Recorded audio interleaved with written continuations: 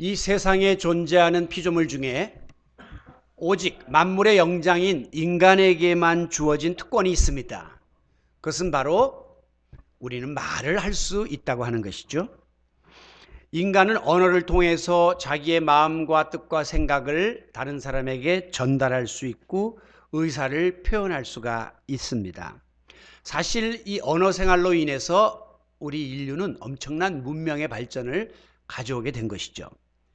성경에 보면 최초에는 말이 하나였다, 그렇게 기록되어 있습니다. 그런데 우리 인간들이 이제 바벨탑을 쌓기 시작하죠. 그러면서 우리의 이름을 높이 내고 그리고 지면에 흩어짐을 면하자라고 하면서 하나님의 주권에 대해서 도전장을 내게 된 거예요. 그때 하나님께서 인간의 언어를 혼잡하게 만들므로 물 가져와 그러면 돌멩이 가져오고, 돌 가져와 그러면 나무 가져오고, 말이 안 통하니까 더 이상 이 공사를 진행할 수 없어서 이 바벨탑의 역사는 중단되고 실패로 돌아가게 되는 겁니다. 언어가 통하지 않으면 아무것도 할 수 없고 문명도 일으킬 수 없음을 보여주는 실례입니다. 이처럼 말은 의사를 소통하는 가장 중요한 도구가 됩니다. 그런데 놀라운 것은 이 작은 입에서 나오는 말이 한 입에서 나오는데도 선한 말과 악한 말이 같이 나오고, 살리는 말과 죽이는 말이 같이 나오고, 긍정적인 말과 부정적인 말이 같이 쏟아져 나오게 됩니다. 그래서 야고보서에 보면 사람이 말에 실수가 없으면 온전한 자다라고 말할 만큼 말은 우리 스스로가 통제하기 굉장히 어려운 그런 것이기도 합니다. 그러므로 사람이 어떤 종류의 말을 주로 하느냐에 따라서 그 결과는 180도 다르게 나타날 수밖에 없는 것이죠. 꼭 필요할 때 알맞은 말을 할 수 있는 소위 시의 적절한 말, 이것이 바로 가장 지혜로운 사람의 자세라고 볼 수 있습니다. 다시 말해서 우리 사람은 말해야 할 때가 있고 말하지 말아야 할 때가 있습니다. 격언에도 보면 웅변은 은이고 침묵은 금이다. 침묵이 말 많이 하는 것보다는 낫다라고 하는 이야기가 있습니다만은, 일반적으로 사람이 말을 많이 하다 보면 실수할 확률도 자연히 높아지기 때문에 이런 말이 나온 것이라고 볼 수가 있습니다. 하지만 꼭 필요한 때는 오히려 침묵하는 것은 잘못입니다. 불의를 보고 침묵하는 것은 옳지 않은 것이죠.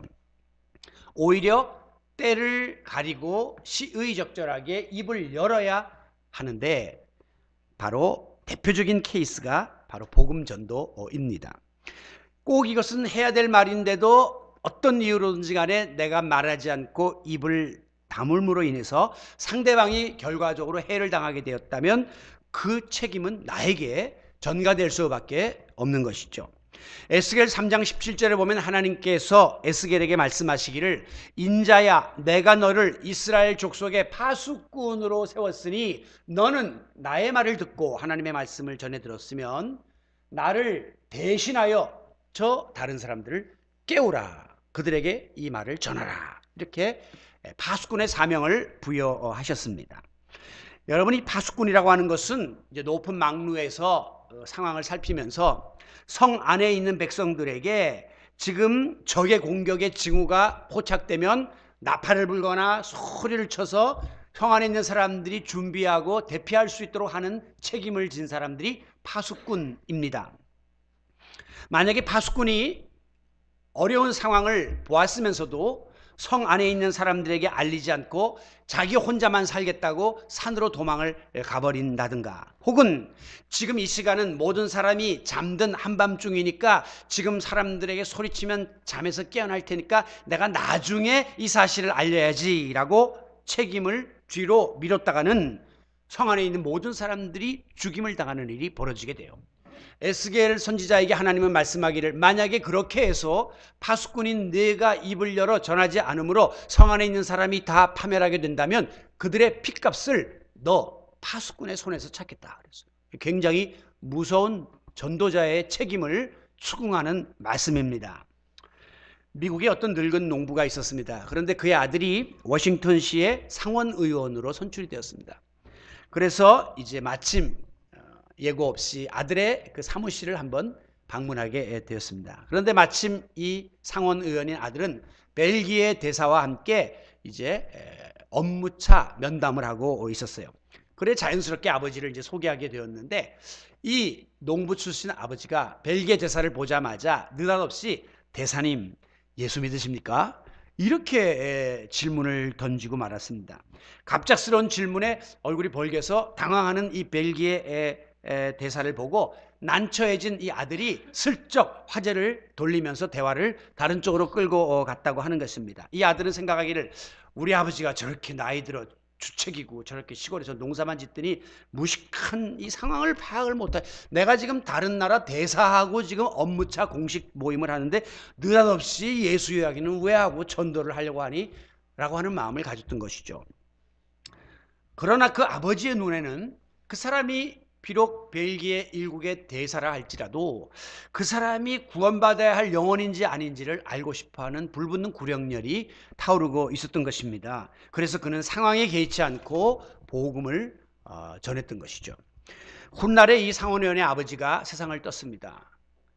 그러자 이 벨기에 대사가 조화를 보내왔는데 그 조화 안에 적혀있는 쪽지를 이 상원의원 아들이 보고는 하염없이 눈물을 흘렸다고 합니다. 거기는 이런 글이 적혀 있었습니다. 당신의 아버지는 나에게 그리스도를 믿느냐고 물었던 유일한 미국인이었습니다.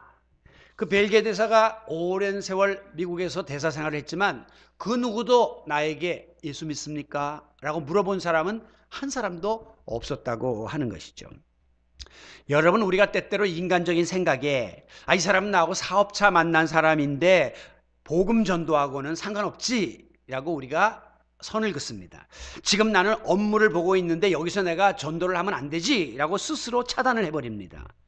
그러나 나의 그 같은 영적인 침묵이 한 영혼을 파멸시키는 결과를 초래하게 된다면 나는 지난주에도 말씀드린 것처럼 복음 전도를 방조한 그런 직무유기에 책임을 질 수밖에 없는 것입니다. 그래서 성경에는 때를 얻든지 못 얻든지 이 순간이 저 사람에게 복음이 들어갈 수 있는 절호의 찬스가 될 수도 있으니까 입을 열어 구원의 복음을 전파하는 파수꾼의 사명을 감당하라고 명하고 있는 겁니다.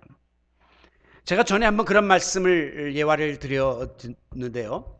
미국에서 어떤 목사님이 이제 수련회 설교를 가기 위해서 홀로 차를 타고 가다가 식사를 하게 되었습니다. 그래서 식당에 들어가서 밥을 먹게 되었는데 밥을 먹으려고 하는데 이상하게 성령께서 그의 마음속에 저 웨이트리스에게 복음을 전하라, 예수를 소개하라 하는 감동을 주더라는 거예요. 근데 이 목사님이 지금 여기 바쁜데 저 사람한테 내가 무슨 복음을 전하냐고, 나도 지금 빨리 밥 먹고 수련회 설교 가야 되는데, 그리고 꾹 그냥 그 감정을 누르고 밥을 빨리 먹고서는 이제 다시 산길을 차를 타고 수련회장으로 가고 있는데 너무 성령께서 강하게 그 웨이트리스의 복음 전하라는 그 메시지를 주기 때문에 중간에 그냥 차를 돌리고 그 식당으로 갔는데 웬걸 사람들이 막 웅성웅성 모여 있더라는 거예요. 알고 보니까 그 웨이트리스가 투신 자살한 거예요. 이게 정말 성령이 나에게 마지막 기회를 주셨는데 나는 그 기회를 놓치고 그냥 지금은 때가 아니니까, 지금은 이런 말을 할 상황이 아니니까, 그리고 외면했는데 하나님이 나에게 그녀가 저런 마음을 가지고 있고 그리고 그에게 복음을 전하라고 하는 이런 기회를 나 스스로 저버린 거죠. 지금은 노방전도를 잘 우리가 안 하지만 옛날에는 저도 중학교 때 남산 도서관 가서 노방전도 참 많이 했습니다. 그 빡빡머리 중학생이 뭘 한다고 고등학교 형들한테 형님 앞으로 인생은 죽으면 어디로 가는지 아십니까? 이래가면서 전도를 하고 막 이랬는데 그 터미널에서 전도를 많이 했거든요. 고속터미널에. 고속터미널이 그 인간시장입니다. 별의별 사람들이 다 모이는데 어떤 분은 막 전도를 하면요, 막 듣다가 갑자기 주머니에서 주섬주섬 약봉지를 꺼내드는 사람이 돼요.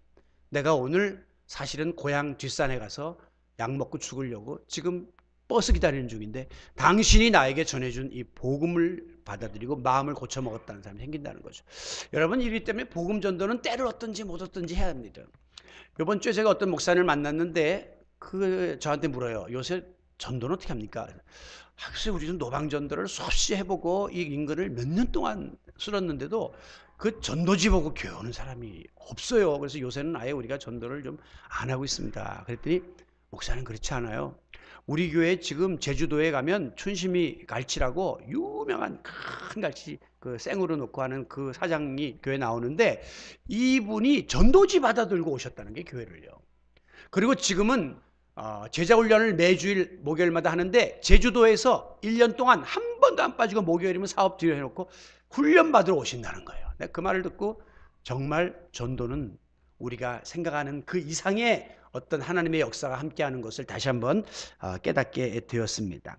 오늘 본문에 보면 예수님이 제자들을 부르는 장면이 기록되어 있습니다. 자, 먼저 35절에 보면 세례 요한이 두 제자와 함께 있는데 이건 요한의 제자예요. 예수님이 지나가신 것을 보면서 세례 요한이 뭐라고 얘기했냐면 보라 하나님의 어린 양이로다. 저분이 바로 하나님의 아들 예수 그리스도다라고 이야기했습니다. 이 말을 들은 세례 요한의 두 제자가 예수님을 따라갔습니다. 그러자 예수님이 너희들이 무엇을 구하느라고 나를 따라오느냐 이렇게 물었더니 그들이 선생님 어디 계시옵니까? 라고 예수님이 계신 곳에 우리도 가겠다고 이렇게 고백을 해요. 그러자 예수님이 39절에 와서 보라 내가 있는 곳에 와서 보고 나와 함께 이 모든 사역에 동참하자라고 예수님이 그들을 초청하는 장면이 나옵니다. 요한도 예수님을 보고 하나님의 어린 양이라고 입을 열었고 예수님도 제자들을 향해서 와보라 라고 청한 것이죠. 뿐만 아니라 40절에 보면 요한이 이제 전하여 준 말을 듣고 예수님을 따랐던 요한의 두 제자 중에 한 사람이 바로 안드레라는 사람입니다. 이 안드레는 여기 성경 41절에 보면 예수님을 만난 다음에 제일 먼저 자기의 형인 시몬, 그가 바로 훗날 베드로예요. 시몬에게 가서 내가 예수님 메시아를 만났어 형 그러면서 복음을 전했습니다. 그리고 그를 예수님께로 데려왔어요. 그랬더니 42절에 예수님이 베드로를 보고 내가 장차 게바를 하리라 하면서 베드로가 시몬이 반석이 되는 그런 역사를 예수님께서 예언하셨습니다. 그 다음날 예수님은 43절에 갈릴리로 가시다가 빌립이라는 사람을 만나서 나를 따르라 라고 빌립을 불러요. 제자로. 빌립이 예수님의 제자가 되었는데 앞서 세례 요한이 두 제자에게 예수님은 하나님의 어린 양이다라고 소개했듯이 예수님이 또 와서 보라 라고 이 두 제자를 청했듯이 또 안드레가 자기 형 베드로에게 메시아를 만났다고 전했듯이 그리고 또 예수님이 빌립을 불렀듯이 빌립이 이번에는 친구 나다나엘을 또 만나는 거예요. 그래서 45절에 야 모세가 율법에 기록했고 여러 선지자가 기록한 그 이를 우리가 만났다. 그 이가 누굽니까? 그 메시아를 만났어. 그는 곧 나사렛 예수야 라고 또 전하는 겁니다. 복음 전도의 릴레이가 계속해서 펼쳐지는 것을 보게 되는 것이죠. 그래서 전하는 자가 있어야 듣는 사람이 있고 듣는 사람이 있어야 믿게 된다는 말씀이 맞는 거예요.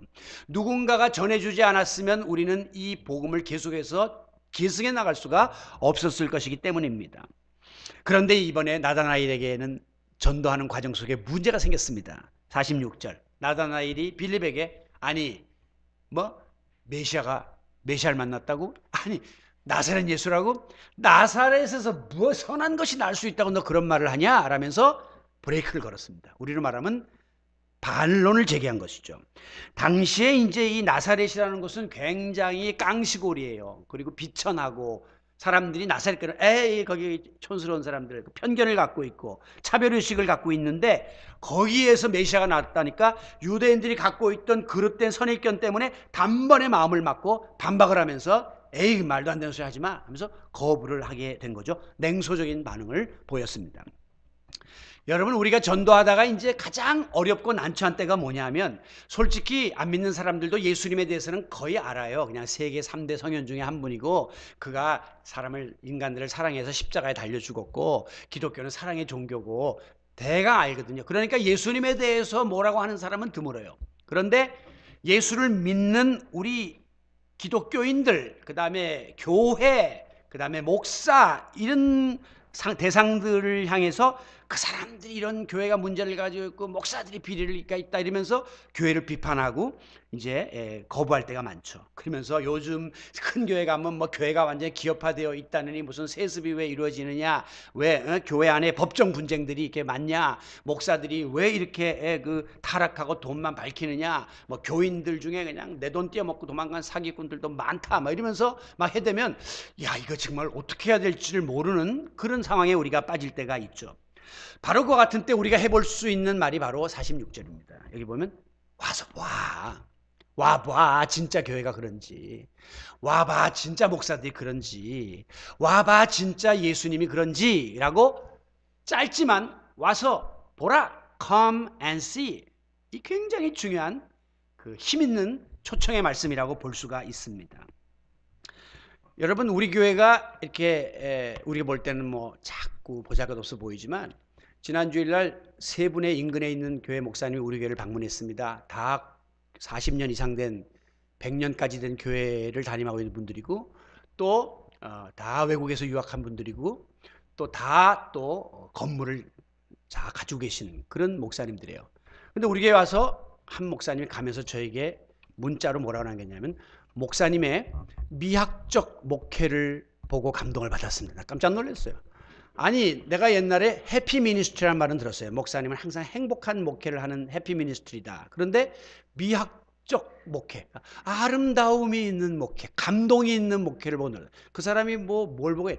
들어와 보더니 이 교회 이 짜임새와 분위기와 이 목사님이 하는 모든 것들 보면서 아이고, 큰 교회, 건물 있는 교회, 역사 있는 교회가 부럽지 않은 너무 부러운 교회라고 볼 줄 알더라고요. 네, 그래서 제가 참 또 하나의 별명을 받았는데, 여러분, 우리가 불신자들에게 또 교회를 꺼려하는 분들에게 한번 와봐. 그래도 우리 교회 애쓰고 있고 투명하고 그래도 본질적으로 그 몸부림치는 교회야.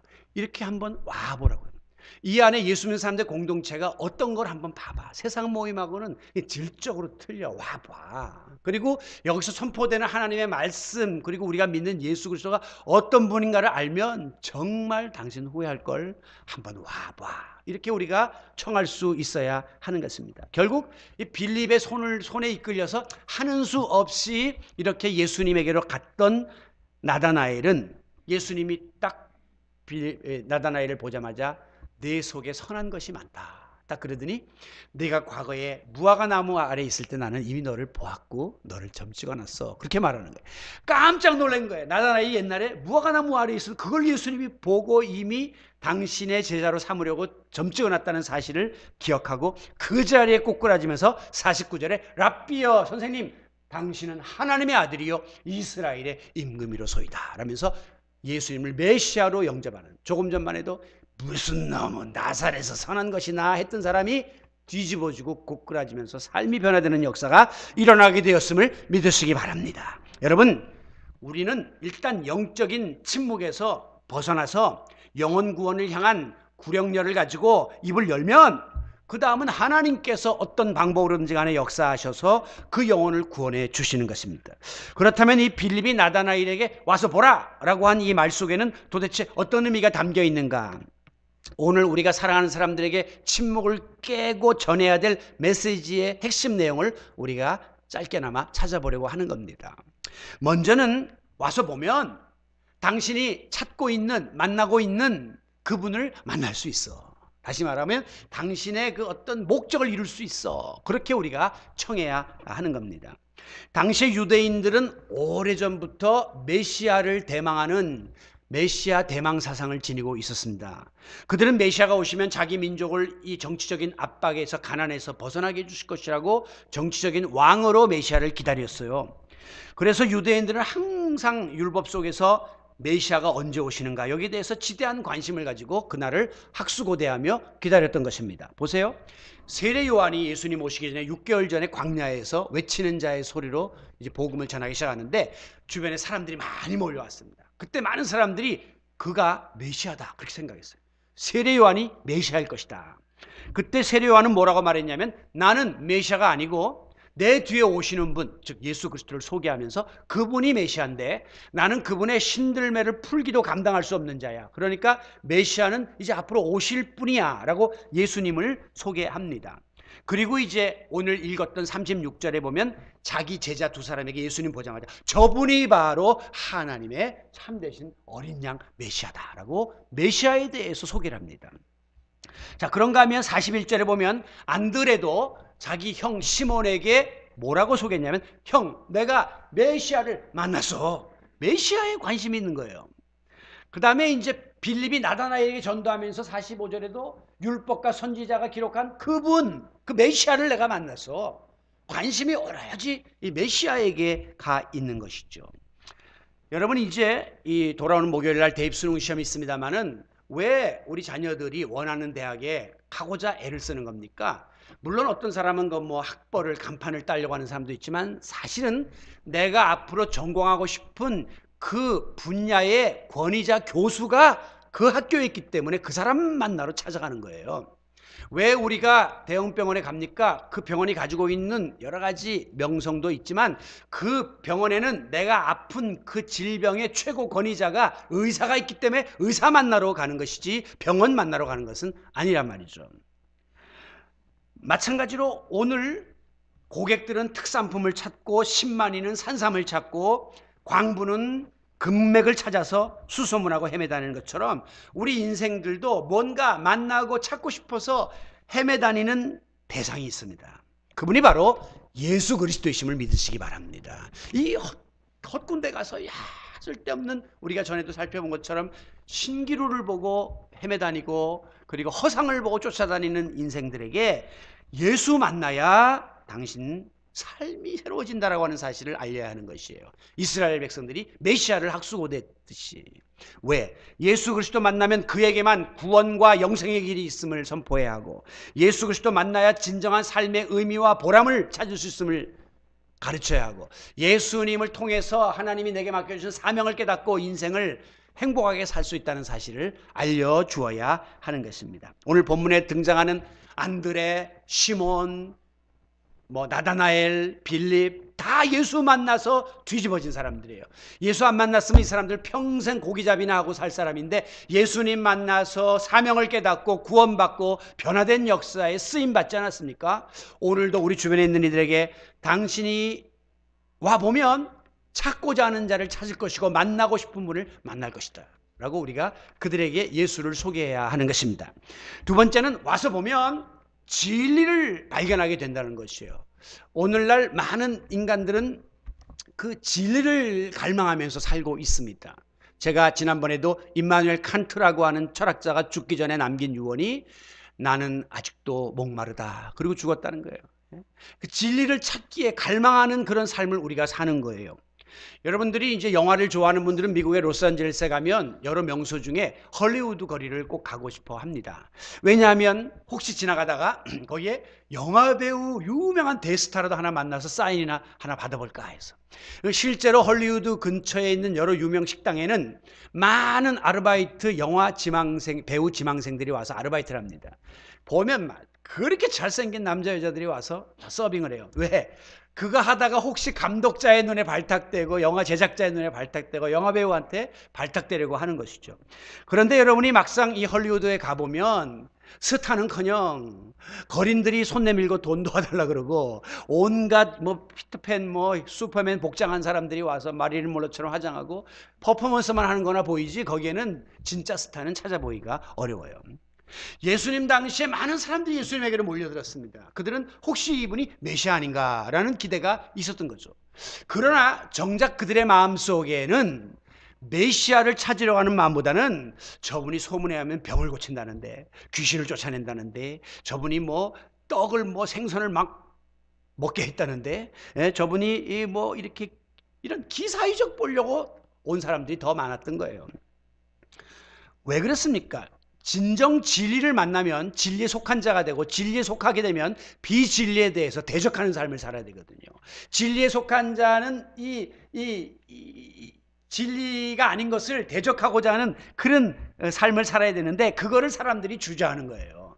다시 말하면 여러분들이 전도할 때에 이제 많은 사람이 이런 질문해요. 나 그런데 예수 믿고 교회 다니면 지금 좋아하는 거 이거 세상적인 즐거움, 쾌락 이거 다 끊어야 되는 거 아니야? 알긴 알아요. 예. 교회 나가면 그러면 일요일 날 좋아하는 등산도 못 가는 거 아니냐? 야, 그럼 나가 술 막 먹어야 되는데 그런 것도 제약받는 거 아니냐? 자꾸 이렇게 지레 겁을 먹고 망설이는 사람도 있습니다. 그들뿐이 아니에요. 교회 나오는 사람들 중에도 지나치게 신앙생활에 집착하지 않으려고 정신을 바짝 차리고 있는 분들이 많아요. 왜? 너무 발을 깊이 들이면 세상 재미 잃어버리고 자유를 속박당한다는 거예요. 네? 의도적으로 교회 생활과 신앙생활 상당한 거리를 두고 지내는 거죠. 그런 분들이 대형 교회에 많이 나갑니다. 거기 가면 누가 누군지도 모르고 헌금을 내든 뭐 안 오든 누구 말하는 사람 없으니까 그냥 가서 쇼 보듯이 그냥 구경 한번 하고 1시간 때우고 교회 다닌다 그러고 가면 되니까. 작은 교회 오면 안 오면 전화하지, 목장 모임 나가라, 선교회 나가라, 뭐 교회 헌금 없다 그러지. 얼마나 부담을 갖는지 몰라요. 그래서 특별히 예수 믿는 사람을 부인으로 둔 불신 남편 중에는 여보 오늘도 정신 바짝 차리고 교회 갔다 와. 목사들 말하는 거 다 잘못 들었다 하는 집안 거들라. 그러면서 정신 바싹 차리라고 그렇게 강조하는 분들도 계시죠. 이게 뭡니까? 양손에 가짜 보석들 크고 화려해 보이지만 짝퉁들 잔뜩 짊어지고 정말 보석이 앞에 있는데도 그것을 쳐다보지 않는 사람과 같은 어리석은 삶입니다. 진리가 있는데도 비진리를 추구하고 정말 예수 그리스도를 통해서 주어지는 축복이 있는데도 세상적인 축복을 추구하고 있는 어리석음을 범하고 있는 것이죠. 누가복음 7장에 보면 온갖 허영과 방탕 속에 살았던 한 여인이 예수 그리스도를 만나서 삶이 변화됩니다. 그러자 그 여인이 이 진리를 만난 다음에 거기에 따른 결단이 주어지는데 자기가 갖고 있는 300데나리온짜리 값비싼 향료를 깨서 예수님의 발에 붓고 머리털로 예수님의 발을 닦아요. 이 모습을 본 가룟 유다가 아니 정신이 있어 없어 이 비싼 거를 팔면 300데나리온이면 가난한 사람들을 얼마나 도울 텐데 이거를 허비하냐고 비난했습니다.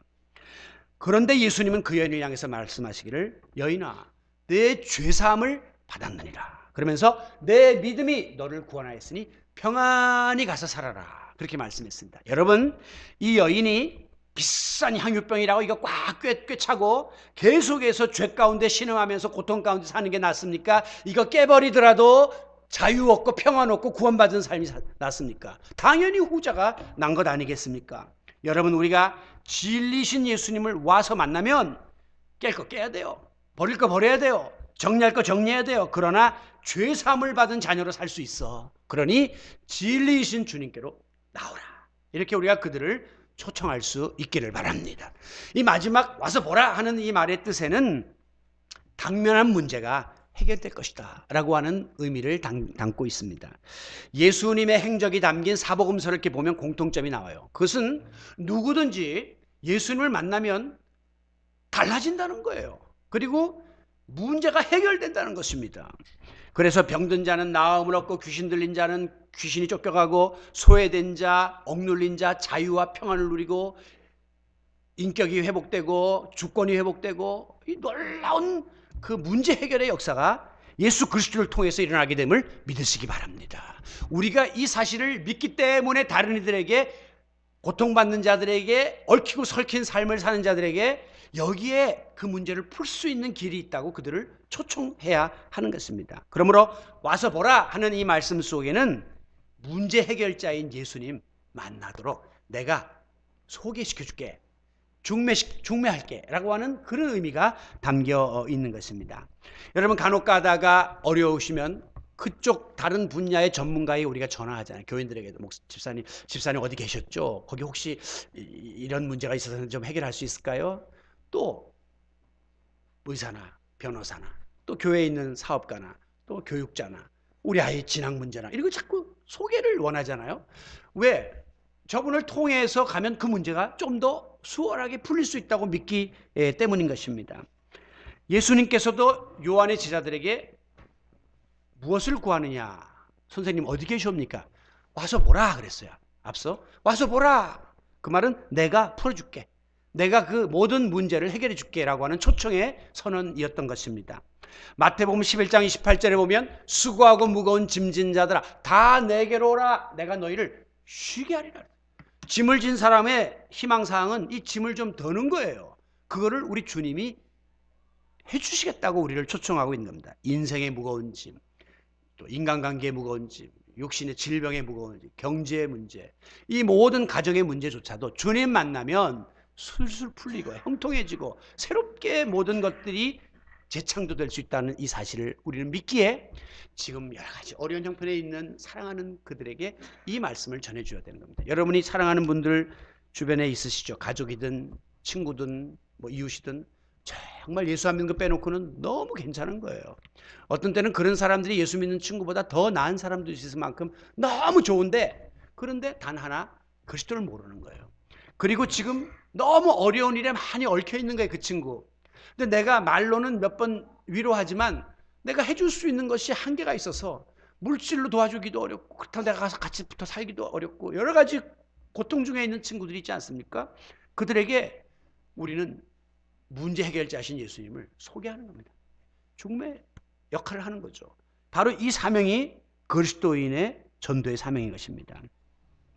예수님은 우리에게 이 모든 문제를 풀어주신다고 약속했고, 우리는 이 사랑의 약속 붙잡고 오늘도 여러 가지 어려움 가운데 있는 사랑하는 이들을 주님께로 청하고자 하는 것입니다. 영적 침묵을 깨야 해요. 다른 말은 만나면 많이 하지만 영적인 말에 대해서 한마디도 하지 않았던 영적인 침묵에서 벗어나서, 내가 오늘 참 어려운 이야기고 그동안 너한테 부담될까 봐 한 번도 이야기 안 했지만 내가 오늘 하나 부탁할게 하면서 입을 여시기 바랍니다. 그리고 청하세요. 그것이 그들의 삶에 엄청난 전기를 가져올 수 있게 됩니다. 말씀을 마무리하죠. 미국의 그 보험 중개인들이 보통 평균 한 주일에 45명 정도의 고객들에게 전화를 한다고 합니다. 그러면서 이 보험이 왜 중요한지, 필요성을, 그리고 보험의 여러 가지 가이드라인을 안내해 주는데, 그리고 보험을 드세요라고 권유하는데, 우리도 요즘 뭐 그런 전화들을 많이 받을 수 있지만 대부분 45명 중에 3분의 1, 즉 15명 정도만 그냥 전화 안 끊고 들어준다는 거예요. 나머지 30명은 됐어요, 바빠요, 다음에 하세요, 끊어버리고, 그 3분의 1은 그냥 한번 관심 갖고 들어준다는 거예요. 그러면 그 3분의 1 중에 몇 명이 마지막에 보험 들겠다 그러고 사인하냐? 1명 혹은 2명. 그러니까 45분의 1.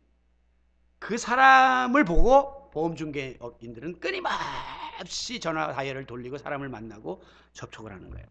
여러분, 우리가 생업을 위해서도 이렇게 인내해야 되고 정성을 쏟아야 하고 최선을 기울일진데, 하물며 이 천하보다 귀한 한 영혼을 주님께로 인도하는 이 일을 대수롭지 않게 여기면 안 돼요. 전도대상자한테 전하는 거를 부담 가지시면 안 돼요.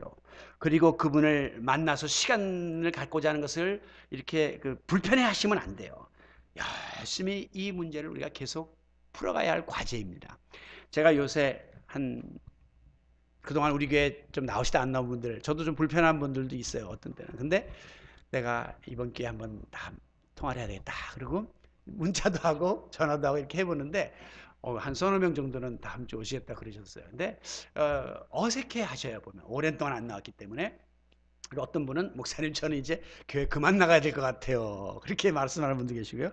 왜 그러세요? 그러니까 너무 제가 바쁘고 지금 듬성듬성 나가는 게 민망해서 그래요. 아니요, 그래도 오셔야 돼요. 그건 다 알고 이해하니까 하면서 자꾸 물꼬를 트니까 그것이 그분들에게 더 마음에 와닿고 또 그 불편함과 그 어색함들이 해소되거든요. 여러분, 오늘 우리가 이 영적 침묵에서 벗어나서 입을 열어 다음 주일날 사랑하는 이들을 좀 초대하기를 원합니다. 와서 보라 한 것처럼 우리가 보여줘야 될 이 파수꾼의 사명은 세 가지예요. 첫째는, 내가 예수 만나서 변화된 삶을 살고 있지 않냐? 너 나 알지? 과거의 나를. 내가 이렇게 변화된 삶을 살고 있다고 하는 사실을 보여줘야 돼요. 그리고 그분을 통해서 진정한 진리와 그 삶의 의미를 찾을 수 있다는 사실을 가르쳐줘야 돼요. 그리고 더 나아가서 그분만이 모든 문제를 풀어줄 수 있는 해결자이심을 우리가 소개해야 하는 것입니다. 다음 주 우리가 추수감사절에 한 영혼을 사랑하는 분을 좀 모시자 하면 부담 가져, 사람들이. 이거 교회가 무슨 행사가 아니라 정말 내가 이런 어떤 계기가 있어야지 우리가 움직이거든요. 그러니까 소홀히 여기지 마시고 여러분들이 꼭 그분 위해서 기도하게 되고 또 연락하게 되고 정성껏 초대해서 그들도 구원의 길이신 주님을 만나고 또 그들의 삶도 변화되고 우리 함께 이 아름다운 그 신앙의 생활에 함께 동참할 수 있도록 우리가 더 많이 애쓰고 입을 열어 초청할 수 있는 우리 성도 여러분들이 되시기를 길이요 진리요 생명이신 예수님의 이름으로 축원합니다.